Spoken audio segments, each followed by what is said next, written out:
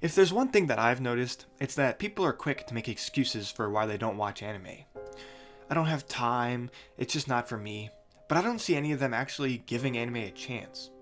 People are quick to jump on the bandwagon of anime disregard, and people tend to judge anime based on the community, and not on the actual content of the series that are released. But in reality, anime is one of the most beautiful and moving forms of entertainment I've ever seen, and I believe that not only can it look stunning and sound great, but I believe that there's something for everyone to watch, so no matter what walk of life you come from, or what taste in entertainment you have, there's something for you. I am making this video in hopes to inspire people who maybe are on the fence, or people who've never even considered watching anime, to come on over and enjoy the art that is Japanese animation.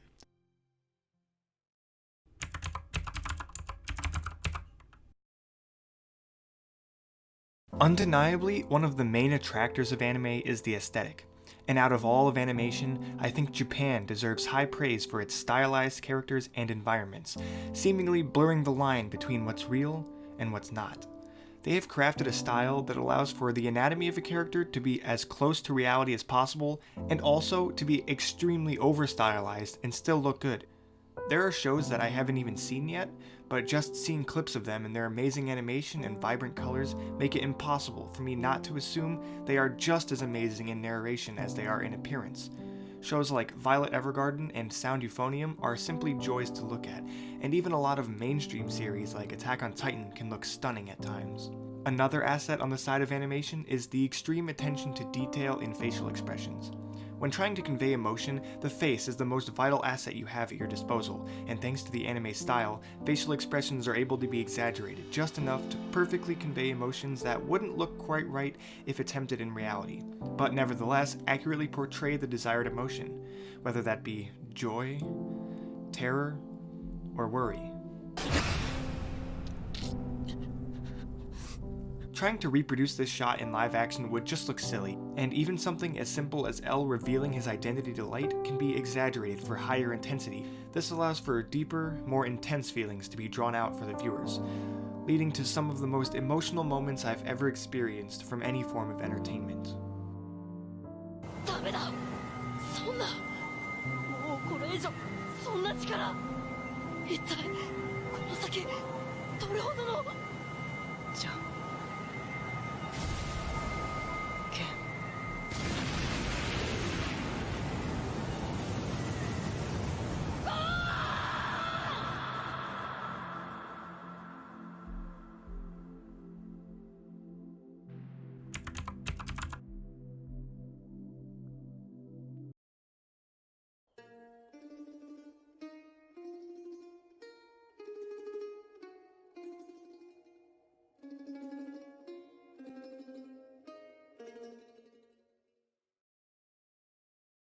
I think music is perhaps even more important than the aesthetics in terms of evoking emotion, and I think Japan has yet again set the bar high with its endless supply of seemingly perfect musical scores that help support the story in the background. But before we get into the soundtracks and the background music, I think it makes sense to start with the openings. The great thing about openings is they can really make a show. They can be extremely iconic and memorable, and listening to one of your favorites can give you a rush of nostalgia that brings you right back into your favorite world. However, if the opening is bad, you can just skip it.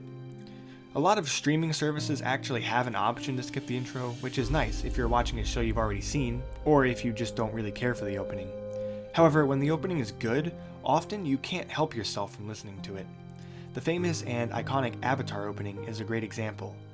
Attack on Titan, Cowboy Bebop, Madoka Magika, amazing openings that deserve to be listened to every time, and even when you're not watching the show. There are some openings that I actually learned how to sing along to, even though I don't speak Japanese. Shuffle's opening and the Hunter x Hunter opening being the first to come to mind. And I find that singing along with the show's opening really gets you hyped up for the show itself. Moving on from openings though, let's get to the real feels, the background music. The music in the show actually can make or break the series, and if a show has bad music, you can expect a bad show in return. However, when a show has good music, not only does it amplify the emotional impact of the scene you're watching, a lot of the time, listening to that same song afterwards, separate from the show, can evoke those same emotions, and in some cases, be even stronger. Some classic examples I could think of are the Big Dongo family from Clannad, and Ichiban no Takarama no from Angel Beats. Although these are good songs on their own, listening to them after watching their respective show adds a completely new layer to the song. And similar to facial expressions, Japan's musical choices often fit perfectly with the desired emotion they set out to provoke. Of course, music is not anime exclusive, and there are tons of great TV series and films that have amazing soundtracks. Interstellar score is one of the greatest I've ever heard, for example. But I believe Japan puts a higher emphasis on the soundtrack, oftentimes even revolving the show around a particular musical piece or genre. A show like Your Lie in April does this extremely well, and alongside having beautifully crafted musical scores, the show looks great and does a great job of tugging at your heartstrings. Sound Euphonium was mentioned earlier in the aesthetics section for its beautiful animation quality, but as the show revolves around a high school band, the show's musical touch is on par with animation, and when you mix the two together, you get something quite special.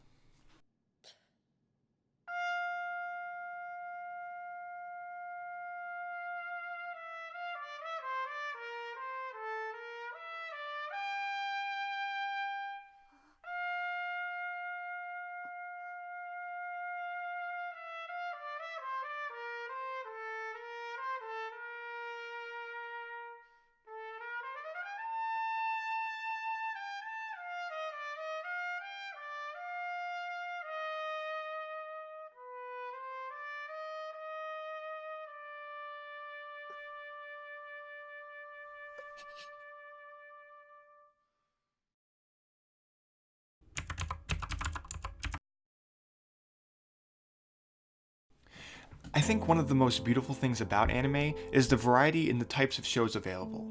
If you can think of it, there's probably an anime for it. And because of the medium, there are no limits to what can be done.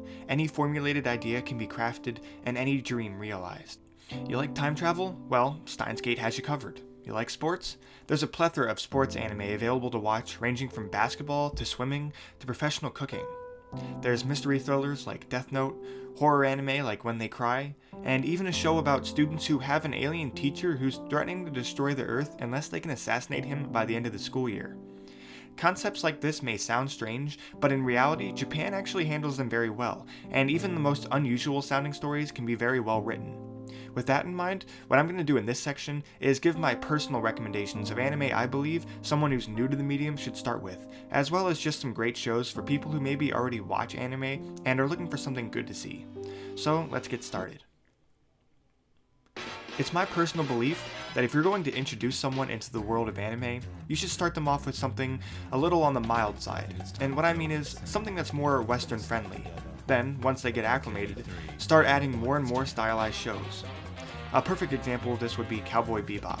Its cinematic focus and semi-realistic setting allow for it not only to be regarded as one of the greatest shows of all time, but also a great starting point for anyone who's thinking of giving anime a try. In fact, as I was writing this, one of my friends who's always made fun of anime sent me a text message expressing his love for the show.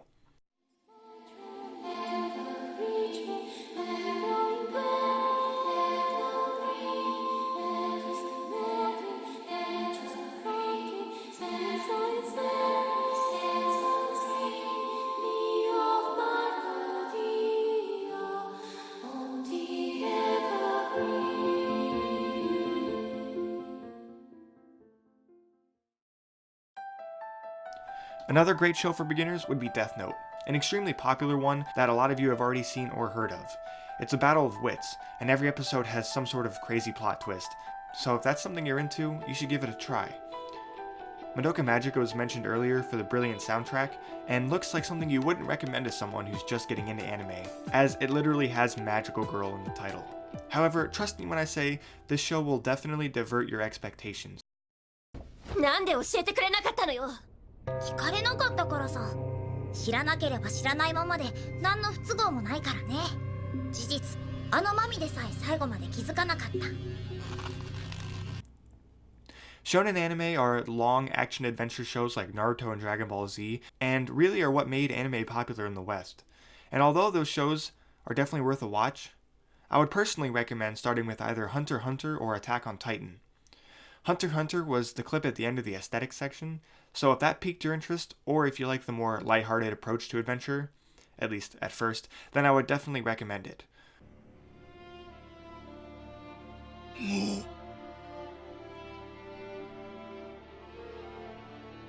悪いけど、これからあんたにすること、全部ただの八つ当たりだから。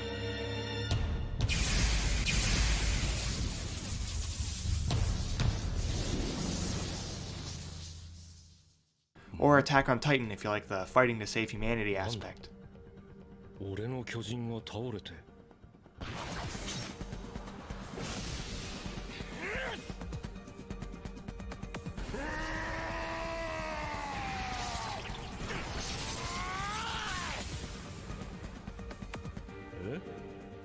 Both of these shows are, in my opinion, the best in their genre. However, they are also both not complete, and if I had to give a recommendation for a show that is complete, I would recommend Yu Yu Hakusho.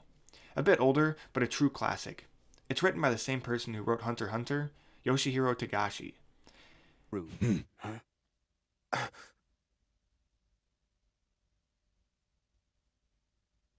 Hey, Koenma.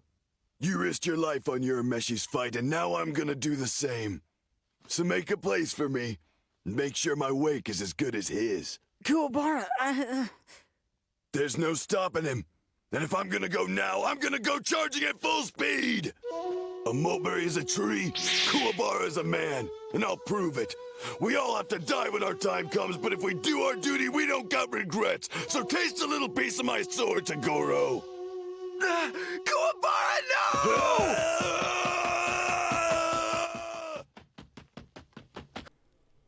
If you like romance, Clannad and its sequel, Clannad Afterstory, are masterpieces, and is one of my personal favorites, though beware, you will cry.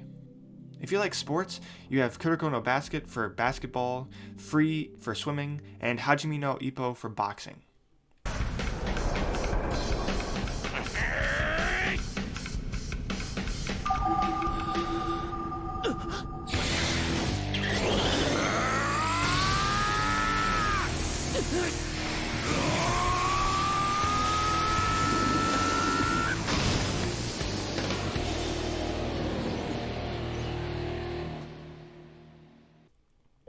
My next recommendation is technically not an anime, though it draws heavy influence from anime and the Japanese culture.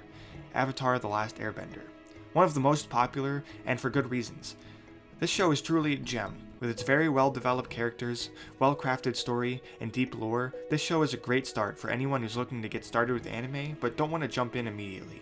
There's even a sequel series called Avatar: The Legend of Korra if you feel a void after finishing it, which you most likely will with all of these recommendations. Last but not least, if you're into sci-fi, watch Steins Gate. A story about a self-proclaimed mad scientist that discovers time travel. It's one of the greatest stories about time travel ever written, and the laws of physics that govern it are very unique and interesting to watch. And trust me when I say, it's something you're not going to want to miss. 一生後悔し続ける。でも、マイリを助けたら、お前は戻るだけよ。T メルが送られなかった最初の世界線に、それが私のためであり、岡部のためでもある。